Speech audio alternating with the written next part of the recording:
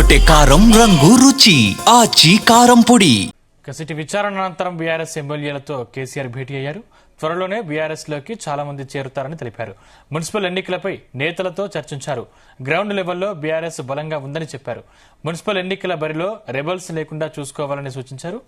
ఉమ్మడి రంగారెడ్డి జిల్లాలో పార్టీ బలోపేతం అవుతోందన్నారు.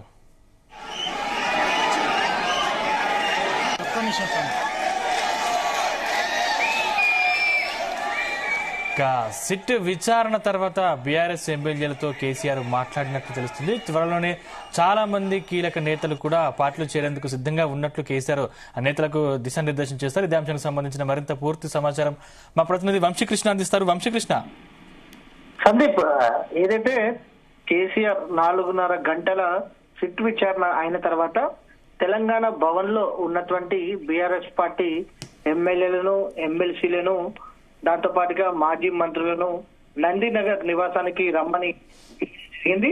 నందినగర్ నివాసంలో కొంచెం సేపు అటు పార్టీ నాయకులతోటి, ఏదైతే ఎమ్మెల్యేలతోటి, ఎమ్మెల్సీలతోటి భేటీ అయినటువంటి బీఆర్ఎస్ పార్టీ అధినేత కేసీఆర్ వాళ్ళకి పలు సూచనలు చేసినటువంటి సందర్భం కూడా మనకు కనిపిస్తోంది.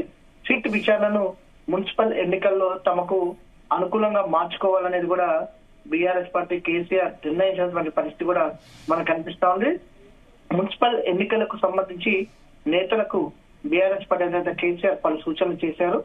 ఎక్కడైతే బీఆర్ఎస్ పార్టీ పోటీ చేస్తుందో అక్కడ రెబల్స్ ఉంటారో రెబల్స్ లేకుండా చూసుకోవాలని సూచించడం జరిగింది.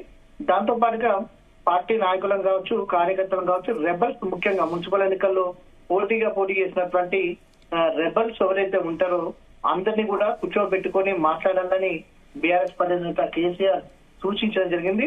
ఉమ్మడి రంగారెడ్డి జిల్లాలో పార్టీ రోజు రోజుకి మెరుగవుతుందన్న బీఆర్ఎస్ పార్టీ నేత కేసీఆర్ ఆ దిశగా ఏవేవి చర్యలు తీసుకోవాలి, ఎలా ముందుకు వెళ్లాలనే అంశం పైన అటు పార్టీ నాయకులకు, కార్యకర్తలకు దిశానిర్దేశం చేసినటువంటి సందర్భం కూడా మనకు కనిపిస్తోంది. దీంతో పాటుగా చాలా మంది నేతలు బీఆర్ఎస్ లో చేరుతున్నారని బీఆర్ఎస్ పార్టీ నేత కేసీఆర్ చెప్పినటువంటి సందర్భం కూడా మనకు కనిపిస్తోంది. ప్రధానంగా సిట్ విచారణను మాత్రం ఆయన కొంత మున్సిపల్ ఎన్నికలకు అనుకూలంగా మార్చుకోవాలని, ఈ విచారణతోటి కొంత పబ్లిక్ లో కావచ్చు, ప్రజలు కూడా కొంత బీఆర్ఎస్ పార్టీకి మైలేజ్ పెరిగినట్టుగా కూడా భావిస్తున్నట్టుగా మనం అనుకోవచ్చు. ప్రధానంగా ముందు నుంచి కూడా ఇలాంటి సందర్భంలో కొంత బీఆర్ఎస్ పార్టీ అధినేత కేసీఆర్ కి ఉద్యమ రథసారథిగా కొంత ఇమేజ్ ఉన్నటువంటి నేపథ్యంలో ఈ రోజు కూడా మనం చూస్తాము. భారీ ఎత్తున కార్యకర్తల నాయకులు కూడా వచ్చినటువంటి సందర్భం కూడా మనకు కనిపిస్తోంది. ప్రజలు కూడా కొంత సానుభూతి పెరుగుతుంది, కొంత ఇమేజ్ పెరుగుతుంది అనేది కూడా బీఆర్ఎస్ పార్టీ కేసీఆర్ భావిస్తున్నటువంటి నేపథ్యంలో మున్సిపల్ ఎన్నికలకు సంబంధించి దీన్ని అనుకూలంగా మార్చుకోవాలనేది కూడా పార్టీ క్యాడర్ కి దిశానిర్దేశం చేసినటువంటి సందర్భం కూడా మనకు కనిపిస్తోంది. అటు ఎమ్మెల్సీలు, ఎమ్మెల్యేలు, మాజీ మంత్రులు, ఎమ్మెల్యేలతో సమావేశం నిర్వహించిన అనంతరం ఏదైతే కాసేపు న్యాయవాదులతో కూడా సమావేశమైనటువంటి పరిస్థితి కూడా మనకు చాలా స్పష్టంగా అర్థమవుతుంది. సందీప్, అంటే ఈ రోజు ప్రెస్ మీట్ పెట్టే అవకాశాలు లేవు కాబట్టి, అంటే రేపు కేసీఆర్ గారు ప్రెస్ మీట్ పెట్టే అవకాశం ఉందా? ఇప్పటి వరకు కూడా దానికి సంబంధించినటువంటి సమాచారం ఎక్కడ కూడా మనకు రాలేదు. కానీ బీఆర్ఎస్ పార్టీ అధినేత కేసీఆర్ తరఫున మాత్రం అటు కేటీఆర్ కావచ్చు, మాజీ మంత్రి హరీష్ రావు మీడియా సమావేశం నిర్వహించే అవకాశం ఉంది. ఇప్పటికే దానికి సంబంధించినటువంటి విషయం కూడా తెలిపినటువంటి సందర్భం కూడా మనకు తెలుస్తోంది. కాసేపట్లో వారిరువురు సమావేశం నిర్వహించే అవకాశం మాత్రం మనకు చాలా స్పష్టంగా కనిపిస్తుంది. సందీప్, అంటే బీఆర్ఎస్ లో ఇప్పటికే చేరికలు కొనసాగుతాయంటూ కూడా కేసీఆర్ వ్యాఖ్యానించే పరిస్థితి కనిపిస్తుంది. నిజంగానే బీఆర్ఎస్ లో చేరికలు ఉండే అవకాశం ఉందా ఈ సిట్ విచారణ తర్వాత అని చూడాలి. ఎందుకంటే ఆరూరి రమేష్, వర్ధనపేట నుంచి ఆరూరి రమేష్ పార్టీలో చేరడం జరిగింది.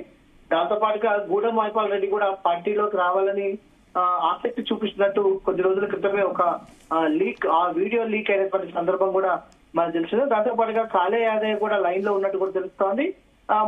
పార్టీలో నుంచి వెళ్ళిపోయినటువంటి ఎమ్మెల్యేలతో పాటుగా మరికొంతమంది నాయకులు ఎవరైతే ఉన్నారో తిరిగి బీఆర్ఎస్ పార్టీకి రావాలని కూడా అనుకుంటున్నట్టు కూడా మనకు అందుతున్నటువంటి సమాచారం.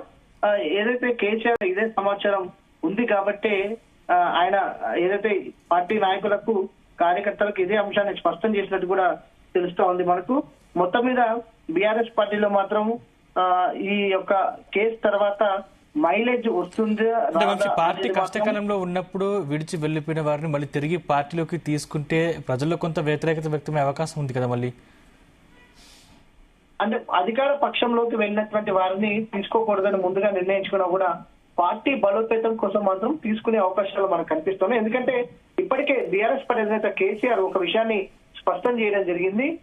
ఎవరైతే పార్టీలో నుంచి వెళ్ళిపోయారో దాంతో పాటుగా చాలా మంది కూడా పార్టీలో చేరడానికి ఆసక్తి చూపిస్తున్నారని, వారందరూ కూడా పార్టీలోకి రావాలని ఇంట్రెస్ట్ తో ఉన్నట్టు కూడా ఆయన చెప్పినటువంటి సందర్భం కూడా మనకు అనిపిస్తా ఉంది.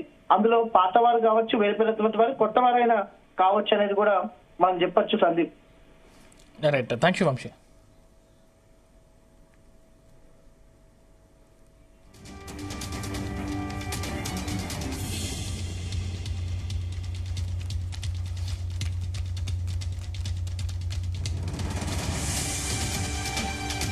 గుమగుమల వంటలే వంటలే తెరకొట్టే కారం రంగు రుచి ఆచి కారం పొడి.